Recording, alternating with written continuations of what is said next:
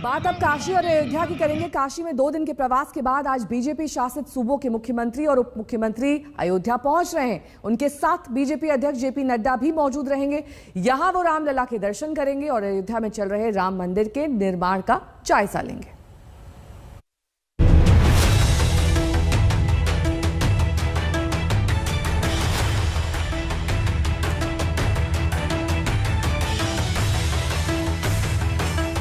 काशी में बाबा विश्वनाथ के दरबार में हाजिरी लगाने के बाद अब बारी अयोध्या की है। बीजेपी शासित प्रदेशों के मुख्यमंत्रियों और उप मुख्यमंत्रियों का दल परिवार समेत आज रामलला के दरबार में हाजिरी लगाने वाला है। ये सभी विशिष्ट मेहमान हनुमानगढ़ी और श्री राम जन्मभूमि मंदिर में दर्शन पूजन करेंगे। सूत्रों के मुताबिक ये सभी लोग निर्माणाधीन श्री राम जन्मभूमि मंदिर का भी अवलोकन करेंगे। जिस मंदिर के लिए उन्होंने कभी आंदोलन किया था, उसके निर्माण की प्रक्रिया के बारे में जानकारी लेंगे। ये मुख्यमंत्री कौन है? तो ये सब वो लोग हैं जिन्होंने आज से 25 साल 30 साल पहले अपने अपने क्षेत्रों में तरुणाई के अंदर अपने अपने राज्य के अंदर राम जन्मभूमि मुक्ति के लिए, मंदिर निर्माण के लिए और सड़कों पर व्यवहार किया है, आंदोलन किया है। ये सारे मुख्यमंत्री वैसे ही हैं। सोमवार को एक भव्य समारोह में पीएम मोदी ने काशी विश्वनाथ कॉरिडोर का लोकार्पण किया था। कल बीजेपी शासित सूबों के मुख्यमंत्री सम्मेलन के लिए तमाम मुख्यमंत्री वाराणसी में ही थे। बारी बारी से सबने बाबा विश्वनाथ के दर्शन भी किए। दर्शन के बाद सबकी जुबान पर बस यही था कि पीएम मोदी ने अद्भुत काम को अंजाम दिया है। सचमुच में सब कुछ अद्भुत है। 350 साल पहले माँ अहिल्या देवी ने बाबा विश्वनाथ के मंदिर का जीर्णोद्धार करवाया था और उसके बाद भारत के यशस्वी प्रधानमंत्री श्रीमान नरेंद्र मोदी जी के नेतृत्व में फिर से ये कॉरिडोर बना है, बाबा का कॉरिडोर। तो मैंने पहले भी 2014 में यहाँ मंदिर के दर्शन किए, भोले बाबा के दर्शन करने के लिए मैं आया था। लेकिन इस बार का जो ये सारा दृश्य और जो मंदिर का एक रेनोवेशन हुआ है, और मैं समझता हूँ आदरणीय मोदी जी ने और योगी जी ने लाखों करोड़ों शिव भक्तों की इच्छा को पूरा किया है और एक भव्य मंदिर का जो एक निकल करके आया उसमें से एक काशीवासी माननीय प्रधानमंत्री को निर्वाचित करके प्रधान सेवक के नाते काम करने का जो मोहर लगाया है, आज यहाँ आने के बाद ये दिखता है, एहसास होती है। और मुझे माननीय प्रधानमंत्री जी के काम पर और उत्तर प्रदेश वासी के ऊपर गर्व है। मन बहुत प्रसन्न हुआ। गोवा सरकार की तरफ से, गोवा के लोगों की तरफ से मैं माननीय प्रधानमंत्री नरेंद्र मोदी जी का बहुत बहुत अभिनंदन करता हूं। माननीय योगी जी का भी बहुत बहुत अभिनंदन करता हूं। जिस तरह से भारतवर्ष में इस काशी विश्वनाथ का फिर से एक बार जीर्णोद्धार और लोकार्पण किया है, मुझे लगता है कि हर भारतवासियों को यहाँ आने की उसकी आस रहेगी। काशी में जीवन में मैं 5 से बार आया हूँ, लेकिन आज जो भव्य दिव्य दृश्य मैंने देखा ये अकल्पनीय है। जब उस समय आया था और आज का जो काशी है, खास करके बाबा का मंदिर का, ये आप वर्णन नहीं कर सकता है। बहुत ही अकल्पनीय है, भव्य है, दिव्य है। तो जिस प्रकार से भारत के यशस्वी प्रधानमंत्री श्री नरेंद्र भाई मोदी ने भारत की सांस्कृतिक एवं आध्यात्मिक परंपरा को पुनर्जीवित किया और जो काशी विश्वनाथ की पुरानी भव्यता थी उसको आज एक नए स्वरूप में लोकार्पित किया, यह भारत का यशस्वी प्रधानमंत्री श्री नरेंद्र भाई मोदी ही कर सकते हैं। समर श्रीवास्तव मेरे सहयोगी इस वक्त तमाम जानकारी के साथ जुड़ गए हैं। समर, देखिए ये पूरा प्रोग्राम इस तरीके से डिजाइन किया गया कि तमाम जो आला नेता हैं, मुख्यमंत्री हैं, वो एक दर्शनीय स्थल से दूसरे धार्मिक स्थल पर पहुंच सकें और वहां पर इस तरीके से पूरे प्रोग्राम को बनाया गया ताकि अयोध्या में जब ये पहुंचे तब वहां पर काम का जायजा ले सकें, वहां पर रामलला के दर्शन कर सकें। और क्योंकि अभी मंदिर बन ही रहा है तो ऐसे में वहां पर इनका पहुंचना ही बेहद महत्वपूर्ण। देखिए, आज 11 राज्यों की सत्ता परम सत्ता के सामने अपनी आस्था निवेदित करने जा रही है और एक बार फिर से आज त्रेता युग में जीवंत होती दिख रही है रामनगरी अयोध्या। और जैसा कि आपने बताया, जो बीजेपी शासित राज्यों के चीफ मिनिस्टर्स हैं जो अयोध्या पधारने वाले हैं, इसके कई मायने भी हैं। फिलहाल अगर मैं अपडेट आपको टाइमिंग्स की दूं तो 11 बजे के बाद सबका आना शुरू हो जाएगा। जेपी नड्डा खुद भी 12 बजे अयोध्या पहुंच जाएंगे। सबसे पहले हनुमानगढ़ी में बजरंगबली के दर्शन होने हैं, उसके बाद सरयू घाट में पूजा आरती होनी है, उसके बाद रामलला के दरबार में जाएंगे, वहां पूजन होगा। एलएनटी के जो इंजीनियर्स हैं वहां पर जो कंस्ट्रक्शन वर्क है उसके बारे में भी इन सभी सीएम्स को, डिप्टी सीएम्स को जानकारी देने वाले हैं। पर यहाँ पर जो बीजेपी की तरफ से चीज सामने आती दिख रही है वो ये है, पहले काशी मॉडल और अब अयोध्या मॉडल को सामने लाना। तो यानी कि जिस तरह से उत्तर प्रदेश चुनाव नजदीक आ रहे हैं, बीजेपी का फोकस एकदम साफ है, एकदम क्लियर है कि उन्होंने जितना काम अयोध्या में या उन्होंने जितना डेवलपमेंट काशी में किया है, चाहे वो मंदिरों का निर्माण हो, कॉरिडोर का निर्माण हो या रामलला के दरबार के इर्द गिर्द जो डेवलपमेंट हुआ हो, उसको लेकर आगे चलने वाले हैं। तो वहीं दूसरी ओर जो एसपी चीफ अखिलेश यादव है वो जौनपुर में लगातार यात्राएं निकाल रहे हैं, वहां भी भारी भीड़ उमड़ रही है। तो ये जो दौरा आज का मुख्यमंत्रियों का है, ये एक सियासी संदेश की तरह भी देखा जा रहा है उत्तर प्रदेश चुनाव से पहले, क्योंकि अयोध्या रामलला एक तरह से आने वाले चुनाव में एक अहम मुद्दा रहने वाला है। काशी मॉडल अभी से पहले देखा है, प्रधानमंत्री ने इन सीएम्स के साथ बैठक भी करी थी कल ही काशी में, जहां पर यूपी का योगी आदित्यनाथ का मॉडल है उसकी उन्होंने तारीफ करी है। और जेपी नड्डा ने जैसा कि बताया, विकास कार्यों का पीएम मोदी ने जायजा लिया और आगे किस तरह से विकास को आगे बढ़ाना है उसको लेकर भी। और चंपत राय का जो बयान आया उसमें उन्होंने साफ करा, ये जितने सीएम्स हैं इन्होंने कहीं ना कहीं राम जन्मभूमि के लिए संघर्ष किया है, अपने राज्यों में इन्होंने संघर्ष किया। और आज ये वही सारे सीएम्स हैं जो आज वापस से रामलला का आशीर्वाद प्राप्त करने आ रहे हैं। बहुत शुक्रिया समर्थ, इस तमाम जानकारी के लिए। आपका नजर बनाए रखेगा, आगे भी लौटेंगे, आपके पास तमाम अपडेट्स लेंगे। लेकिन प्रधानमंत्री के काशी दौरे पर बीजेपी और विपक्ष के बीच तकरार खत्म होने का नाम नहीं ले रही है। पहले अखिलेश के बयान पर बीजेपी भड़की, अब राहुल गांधी ने बीजेपी को आग बबूला कर दिया।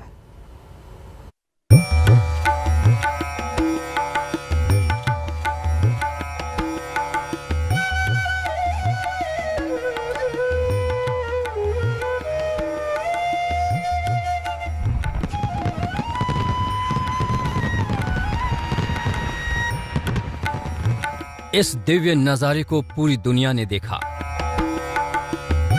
पूरा देश इस भव्यता को चकित होकर देख रहा था। जो नामुमकिन दिख रहा था वो साकार हो रहा था। जब देशवासी काशी के इस वैभव पर खुशियां जता रहे थे, समाजवादी पार्टी सुप्रीमो अखिलेश यादव और कांग्रेस महासचिव राहुल गांधी ने कुछ ऐसा कह दिया जिससे बीजेपी नेताओं की भौएं तन गईं। मीडिया में किसी और का चेहरा नहीं आएगा, किसी और नेता का चेहरा नहीं आएगा, बस आपका चेहरा आएगा। गंगा में कोई भी स्नान कर दे, वो टीवी पे नहीं आ सकता, मगर अकेले प्रधानमंत्री गंगा में स्नान करेंगे, पूरा हिंदुस्तान देखेगा, पूरा हिंदुस्तान देखेगा। क्योंकि एक प्रधानमंत्री के पीछे पूंजीपतियों की 2-3 शक्ति है और उन्होंने इन कैमराओं को कैप्चर कर रखा है और उन्होंने इन लोगों को, जो जनता की आवाज है, उनको पार्लियामेंट से बाहर निकालकर गांधी स्टैचू के पास बैठा दिया। मैं बाबा से प्रार्थना करता हूं, चाहे वो राहुल जी हों, चाहे वो अखिलेश जी हों और चाहे कोई भी ऐसे राजनीति करने वाले भाजपा विरोध में पागल हो गए लोग हों, माननीय मोदी जी के कार्यों को देख करके बौखला गए लोग हों, वह सारे लोगों को बाबा सद्बुद्धि ने यही प्रार्थना करके जाते। देखिए, अब आप क्या कह रहे हैं और वो कौन क्या कह रहा है, इसको आप भी समझते हैं, हम भी समझते हैं। आखिर मोदी जी के एक प्रयत्नों से इस प्रकार का यह सारा हुआ है, तो मोदी जी का अगर चित्र दिखाया गया तो इसमें आकर लोगों को एक आनंद की अनुभूति होती है। इसलिए मैं तो स्वयं मोदी जी का बहुत बहुत धन्यवाद करता हूँ। उधर अखिलेश का पीएम मोदी पर काशी प्रवास वाला बयान भी बीजेपी के गुस्से का सबब है।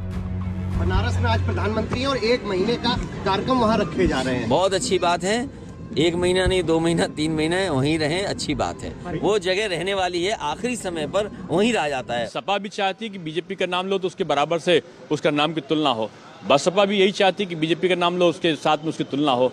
यहाँ तक का हैदराबाद से आए हुए भाईजान भी यही कोशिश करते हैं कि जितना जहर उगलो बीजेपी का नाम लेके कि बीजेपी से उनकी तुलना हो। बीजेपी की तुलना किसी से नहीं है।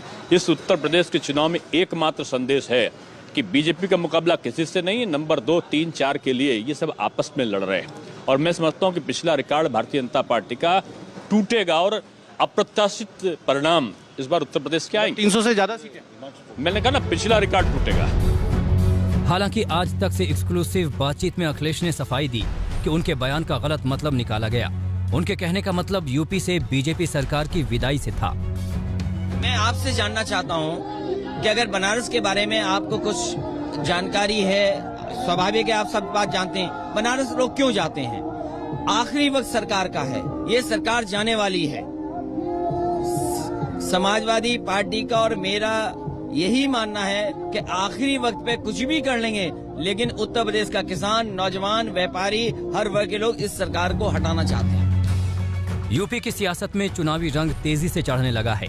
तीखी बयानबाजी सर्दी के मौसम में गर्मी का एहसास कराने लगी है। जौनपुर से प्रीति चौधरी के साथ हिमांशु मिश्रा, वाराणसी आज तक। तो पीएम मोदी के काशी दौरे पर निशाना सिर्फ राहुल अखिलेश नहीं साध रहे, बल्कि इसमें पश्चिम बंगाल की सीएम ममता बनर्जी भी शामिल हो गई हैं।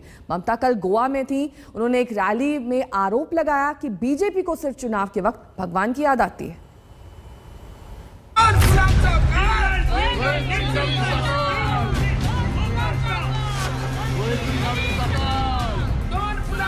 चुनावी जंग का मैदान बदल गया, लेकिन तेवर वही।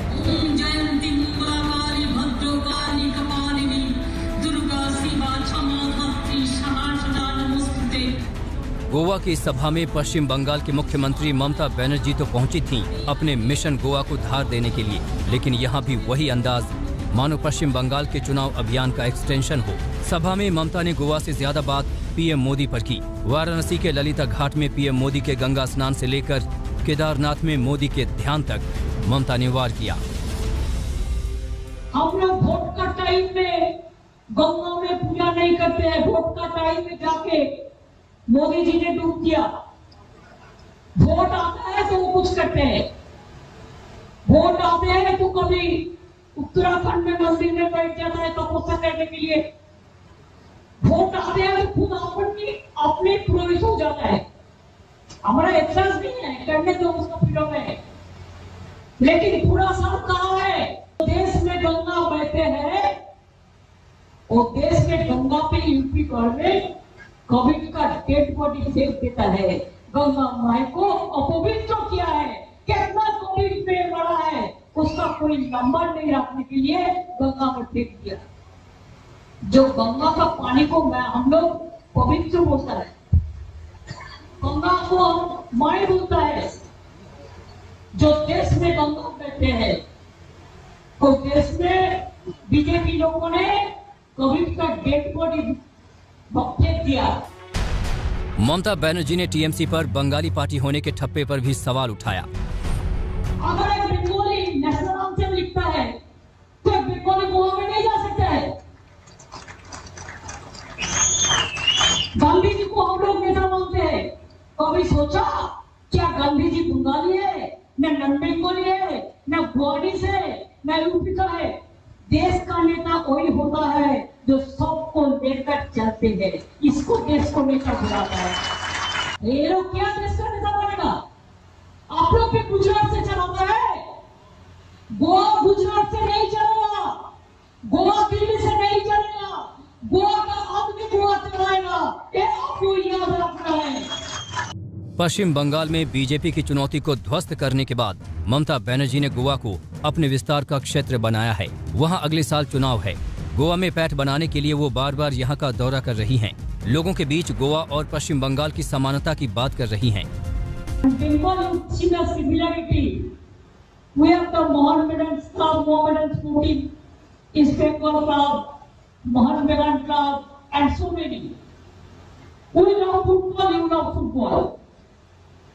We love peace, you love peace.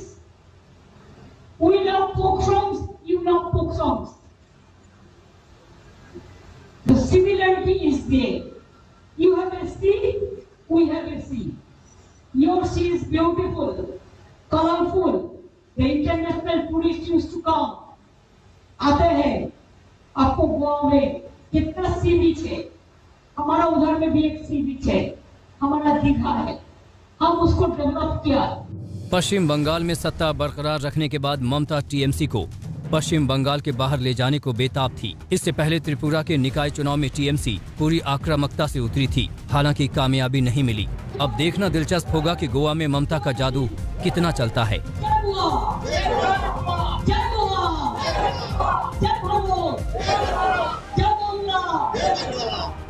आज तक ब्यूरो।